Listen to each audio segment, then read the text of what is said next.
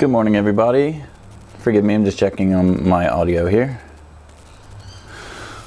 All right, it is Sunday, April 19th, and I'm here to do another one of these shows called The Collection. Thank you guys for being here. In the chat, I see I've got my mom, I've got Scout, I've got Connor and Amanda, Daniel Rue. Thank you guys for being here this morning. I thought I wanted to show you guys really quickly this jersey that, I've been trying to get people to send in paintball jerseys and that sort of thing, and my parents, being the ever supportive parents that they are, flicked me this jersey, which apparently is a jersey from my Hereford indoor soccer days back in, I don't know, probably year 3, year 4. So I thought that was kind of cool.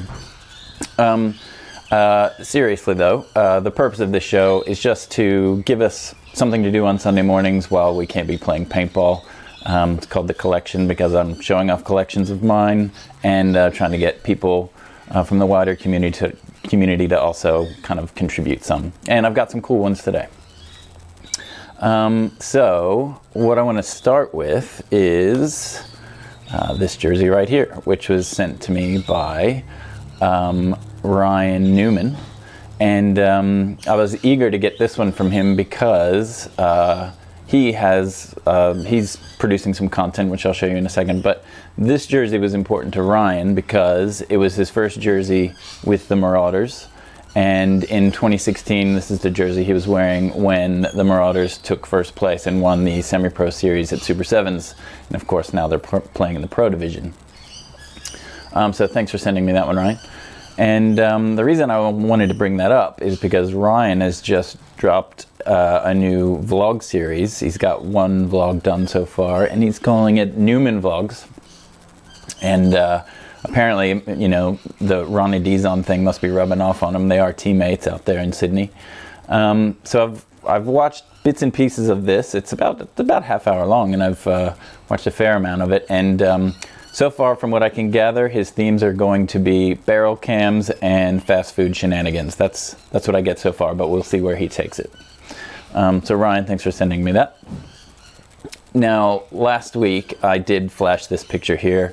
I've got Wade Graham and Bill Colias and Cameron Woodhouse in here, and I was kind of bragging about the RC jersey there, but apparently it's Bill's birthday today, so happy birthday, Bill. And I see Bill is a Seattle Thunder fan based on that jersey. And I reached out to somebody who I know is a Seattle Thunder fan to get a contribution as well. So here I've got 3 Seattle Thunder jerseys. We've got Matt Chim, Corey Field, and Mike Liu. And I wonder if you know who these might be collected by. Perhaps if I show you a little bit more of the photo, that might give you a little bit more insight. So this is somebody I admire. I've never met the man, but I admire him a great deal. And I believe he'd be the founder of Off the Leash Lifestyle, which is, quote, a collective of people, ideas, programs, and podcast. And recently he's done a podcast with Ronnie Dizon, which is pretty cool. So I don't know if you know Patty Gleason of the Seattle Thunder, but I kind of reached out to him and asked him if he could help me out a little bit with this contribution, and he's very generous, as I knew he would be. And he offered me a quote about these jerseys. He says, "These jerseys are very special to me. These 3 players played a major role in my aspirations to chase the dream of playing pro. It's an honor to not only follow in their footsteps as part of the Thunder legacy, but they have also become some of my closest mentors and friends." So I thought that was pretty cool of Patty to share that with me. If you don't know Patty, you should check out his story. It's pretty compelling, I feel. The man has fought many battles in his day. I first learned about Patty Gleason on the Playing On podcast, which is Markowski's podcast. Check out number 64. That's where you'll learn about Patty and his story. More recently, I think he's also done Trudernology with Nicky T, and that was on the 5th of July 2019. So check that out. And thank you, Patty. So speaking of Carl Markowski, here's an interesting jersey that somebody sent to me. And I saw this and immediately recognized Markowski in the 419, but I was like, what jersey is this? And it didn't stand out at first. I didn't know if it was an Avalanche jersey. What is this? Then I realized it's a Sydney Shock jersey. And on your screen now is Jamie Griffin's Sydney Shock jersey. And the reason I wanted to bring that up, and Jamie sent me both of those photos, so thank you for those, Jamie. Carl played with Jamie when Carl came over to play Super Sevens quite some time ago, played with Sydney Shock. And Jamie Griffin is one of Scotty Martin's most recent interviews on Down Under Paintball. It's his 6th episode with Jamie Griffin. It's definitely an interesting one. You should check it out because Jamie's pretty old school. It's worth listening to.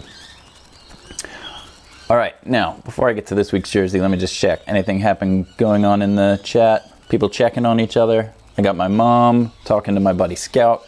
That's lovely.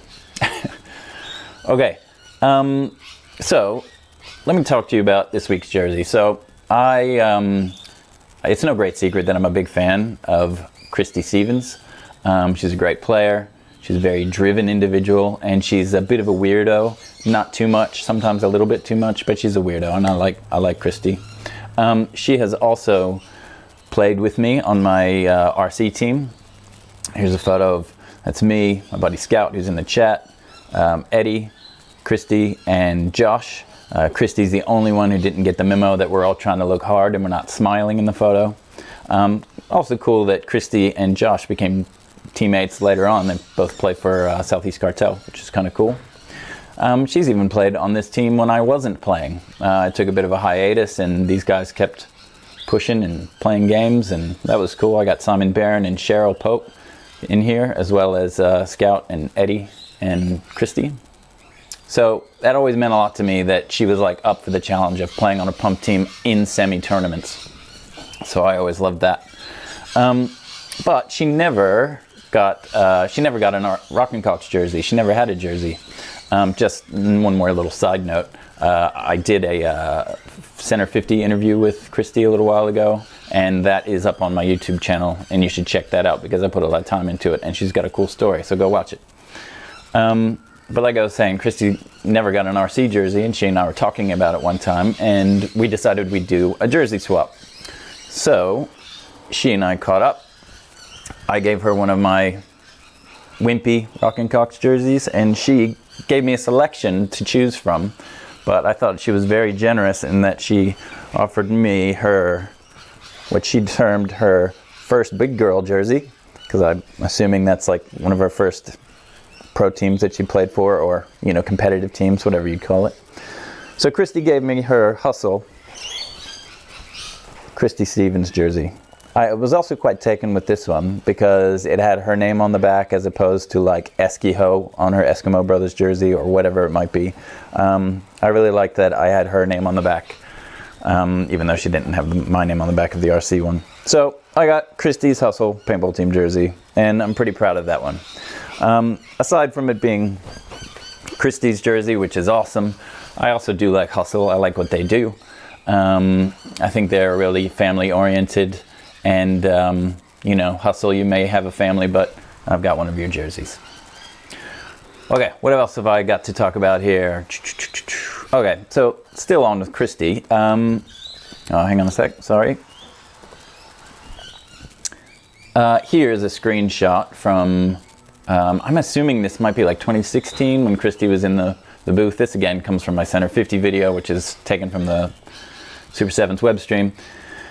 And here she is cutting up with Scotty Martin and Nicky T, who was visiting at the time. And the reason I wanted to throw to that is because I reached out to Nicky and asked if he could contribute to what I'm doing here. And Nicky, being the ever generous community man that he is, was happy to oblige. So check this out.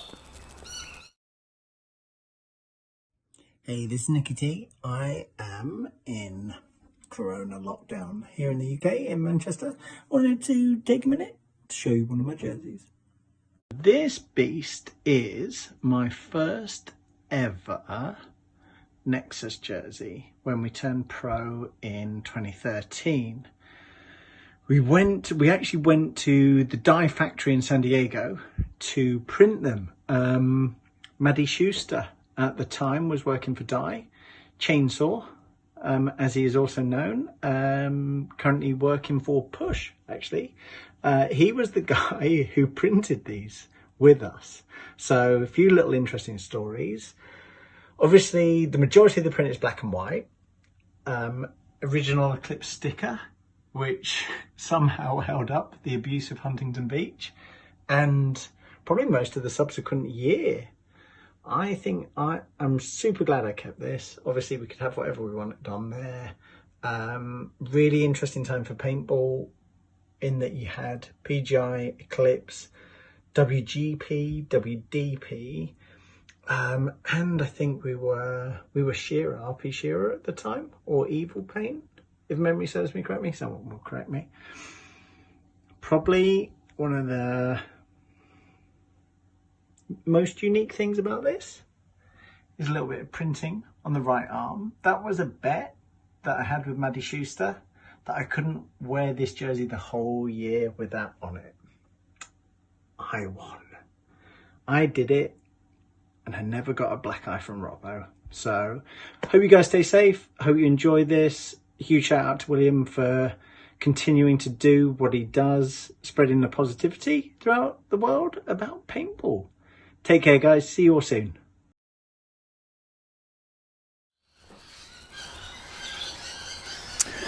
Thank you, Nicky T, for sending that in. That was very generous of you.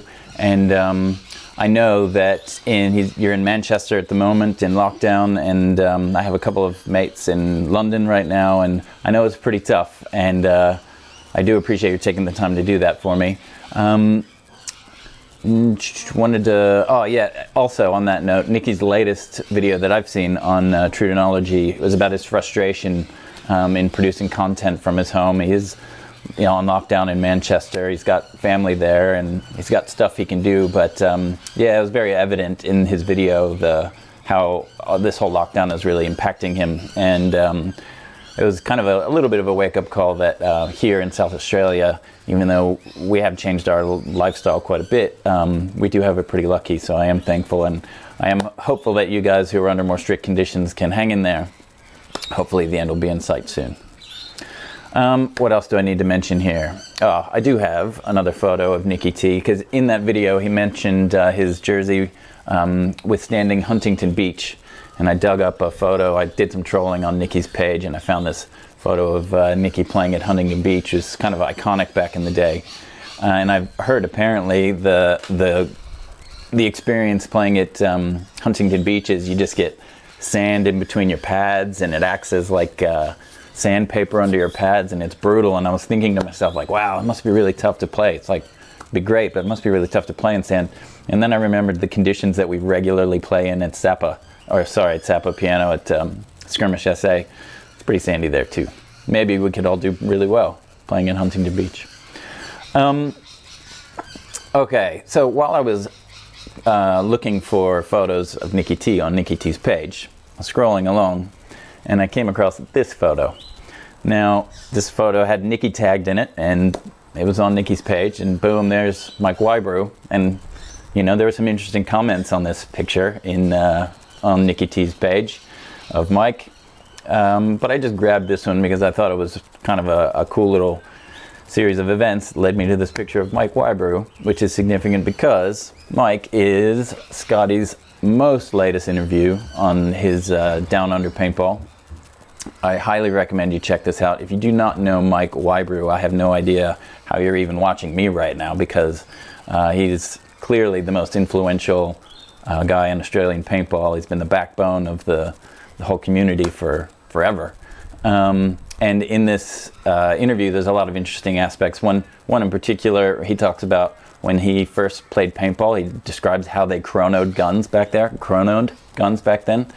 It's pretty hilarious and scary. And it's just you gotta get to know Mike through this podcast. It's really interesting, and Scotty does another great job. All right, finally, before I log off here, just going to point out, you got to check out PBHQ tomorrow. Business as usual. Dwayne's still cranking out the content instead of covering events and that sort of thing. He's been really throwing himself at interviewing people live, which he's doing a great job of. And tomorrow, 7:30 p.m. Adelaide time, whatever that is for you. He's interviewing Paintball Pete, which is a great get. So that'll absolutely be interesting. So check that out. I might be doing this again next week. I believe it's Anzac Day, so I'm not sure how I feel about that just yet. So I might give it a miss. I'll keep you posted. And thank you guys for tuning in. It really does mean a lot to have you guys here. Do the right thing, take care of each other, and hopefully we'll be playing paintball soon, and I will find something else to do with my time on a Sunday for sure. Okay guys, have a good week. See you next week, I hope.